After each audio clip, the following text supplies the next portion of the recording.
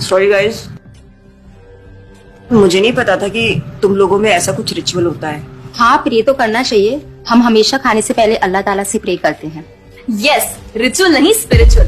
हम ही पहले भगवान को भोग ऑफर करते हैं और उसके बाद प्रे करके खाते हैं। लेकिन तुम्हारा भगवान यहाँ आके कैसे खा सकता है? जैसे वो तुम्हारी दुआ कानों से सुन सकता है, वो वैसे ही यहाँ पर आके खा भी सकता है। भगवान का फॉर्म पर्सनल है। अगर वो कानों से सुन सकते हैं तो मुंह से आके खा भी सकते हैं। उनके कान और मुंह दोनों है। शालिनी, तुम प्रे नहीं करती खाना खाने से पहले? नहीं, लेकिन मेरे चाचा ने एक बार कहा था कि हमको वो गॉड ऑफ फूड को और फार्मर्स को थैंक यू बोलना चाहिए। You mean Annapurna Devi? What? God of food. Yes, हमें उन्हें थैंक करना चाहिए और साथ में फार्मर्स को भी।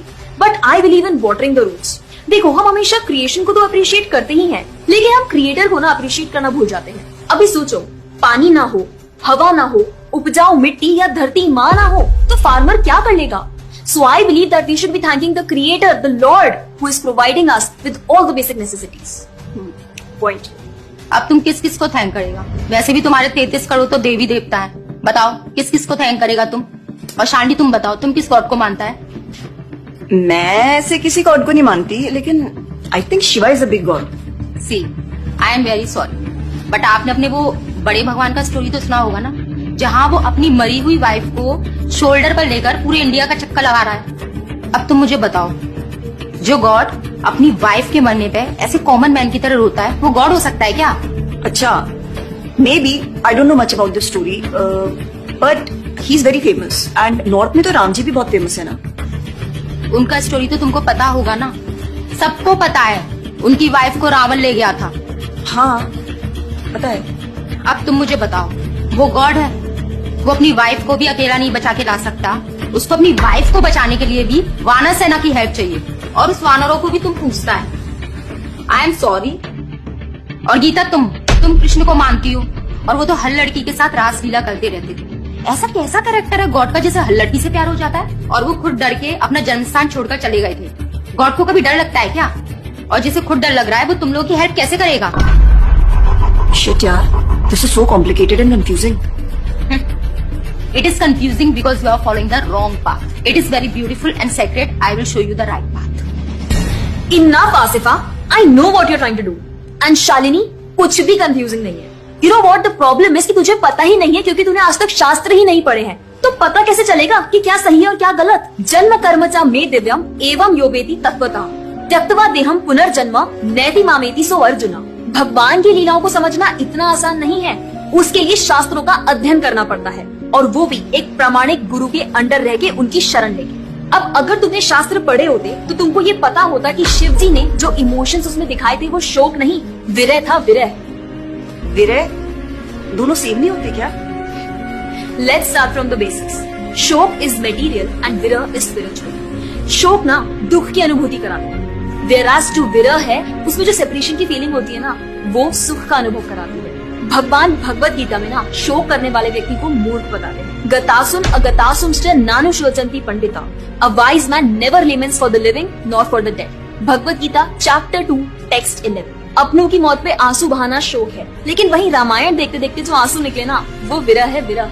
और ऐसे विरह से हमारा भगवान के प्रति प्रेम बढ़ता है। तो जिस तरह से शिव जी ने विरह को दिखाया था, उसी तरह राम जी भी सीता मैया के जाने के बाद विरह में भटकते हुए ढूंढ रहे हैं। और यही नहीं, सीता देवी इतनी प्योर है ना कि उन्हें राम जी के अलावा कोई टच भी नहीं कर सकता था। रावण जिनको लेके गया था वो छाया सीता देवी थी। असली सीता देवी तो अग्नि में समा गई थी, और वो अग्नि परीक्षा के वक्त बाहर आई थी। और आसिफा, तू क्या बोल रही थी? भगवान राम को अपनी पत्नी को बचाने के लिए वानरों की मदद लेनी पड़ी थी। I mean, God is all powerful, right? हाँ, I mean, वो अकेले भी तो मार सकते थे ना। यार शालिनी, अगर तूने कभी रामायण पढ़ी होती तो तुझे पता होता, जब खर और दूषण आए थे अपने 15,000 ऐसे दानवों के साथ जो इंसान को खा जाते थे, उन सब के साथ राम जी ने अकेले बिना किसी की हेल्प के उन सबके चिथड़े उड़ा दिए थे। अब ऐसे राम के लिए रावण को मारना मुश्किल है क्या? हाँ, लेकिन बाद में वानरों की हेल्प क्यों ली? उनको अपनी सेवा में लगाने के लिए, उनकी ग्लोरीज बढ़ाने के लिए। अरे उन्होंने तो एक छोटी सी गिलहरी तक को अपनी सेवा में लगा लिया था। What? कभी पढ़ा हो तो पता हो ना। खैर, और हम हनुमान जी की पूजा इसीलिए करते हैं क्योंकि भगवान तक पहुंचने का रास्ता उनके भक्तों की सेवा है। जब भगवान देखते हैं कि मेरे भक्तों का गुणगान हो रहा है या कोई सेवा कर रहा है तो वो बहुत खुश होते हैं। जैसे मैं तेरी मॉम के सामने अगर तेरी तारीफ करूं तो वो खुश होती है ना। पॉइंट। इसी तरह भगवान हमसे खुश होते हैं जब हम उनके भक्तों की सेवा करते हैं, पूजा करते हैं। और रही बात 33 करोड़ देवी देवता की, आसिफा तो मुझे ये बताओ, what is your favourite genre in movies? Psychological thriller. और शालिनी तेरी? Romantic and comedy. एग्जैक्टली। जैसे हर किसी का अपने नेचर के अकॉर्डिंग फेवरेट जॉनर होता है, वैसे ही भगवान ने हर किसी के नेचर के अकॉर्डिंग व्यक्ति के लिए उसके नेचर के अनुसार वेद और पुराण दिए हैं। और उन्हीं पुराणों को फॉलो करके लोग अपनी देवी देवता की तरफ अट्रैक्ट होते हैं। और ये सभी देवी देवता भगवान की ही सेवा कर रहे हैं। जैसे रोशनी के देवता सूर्य देव, हवा के देवता वायु देव, बारिश के देवता इंद्र देव। जैसे एक सरकार चलाने के लिए इतनी सारी पोजीशंस होती हैं, वैसे ही इस पूरे ब्रह्मांड को चलाने के लिए अलग अलग देवी देवताओं की जरूरत पड़ती है। तो मतलब वो अपनी पोजीशन का मिसयूज करेंगे, किसी भी लड़की के साथ कुछ भी करेंगे, रास लीला करेंगे। Stop it Asifa, now you are crossing the line. तुझे पता ही क्या है कृष्ण के बारे में? जो लोग बोलते हैं कि कृष्ण करे तो रास लीला है, हम करें तो कैरेक्टर ढीला है, उनको बोलो पहले भागवतम पढ़ ले। ठीक रास लीला से पहले भगवान ने गोवर्धन उठाया था। उनको बोलो पहले जाके गोवर्धन पर्वत उठाए। पैदा होते ही पूतना को मारा था, बच्चे से एक मच्छर नहीं मारा जाता। When he was crawling, मुख में ब्रह्मांड दिखा दिया था। तू अपने मुंह में अपना ये हॉस्टल ही दिखा दे आसिफा।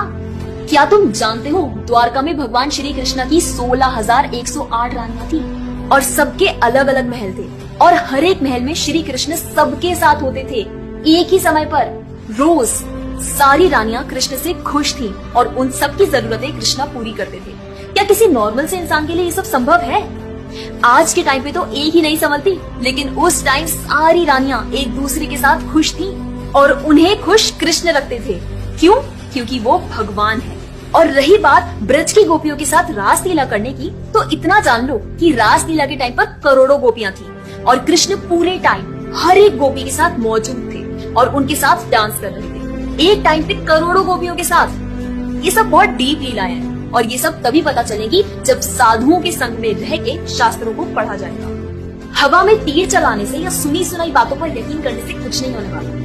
और रही बात अपने भक्तों को बचाने की, तो भगवान ने तो अपने भक्त परीक्षित महाराज को गर्भ में बचाया। 5 साल के प्रहलाद महाराज के लिए नरसिंह अवतार लेकर आए और उनको बचाया। यहाँ तक कि वो अपने गुरुदेव सांदीपनि मुनि के बेटे को मरने के बाद वापस लाए और उनको जिंदा किया। आई एम रियली इम्प्रेस्ड यार। हिंदू होते हुए भी मुझे फैक्ट्स पता ही नहीं थे। मेरे पेरेंट्स ने मुझे कभी इन सब चीजों के बारे में बताया ही नहीं। हाँ, पेरेंट्स की तो गलती है, लेकिन हम भी तो वही कर रहे हैं जो उन्होंने किया। We are not learning about our culture, not reading Ramayan, Mahabharat और भगवत गीता।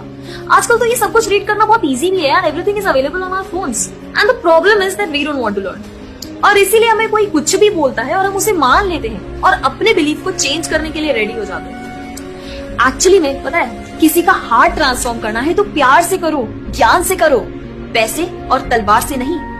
और अब बारी आपकी है। अगर आप भी चाहते हैं कि कोई एड़ा गेड़ा नत्थु गेड़ा अगर आपको कुछ भी ना बोल जाए, आपका बेवकूफ ना बनाए, तो जाइए और अपने कल्चर के बारे में जानिए, ग्रंथ पढ़िए और अपने बच्चों को भी पढ़ाइए। जाकर इस वीडियो को जितना हो सके उतना शेयर करिए ताकि कोई और लड़का या लड़की इस केरला स्टोरी का शिकार ना बने। और हाँ, इस वीडियो को लाइक करें और भक्ति टुडे चैनल को सब्सक्राइब करें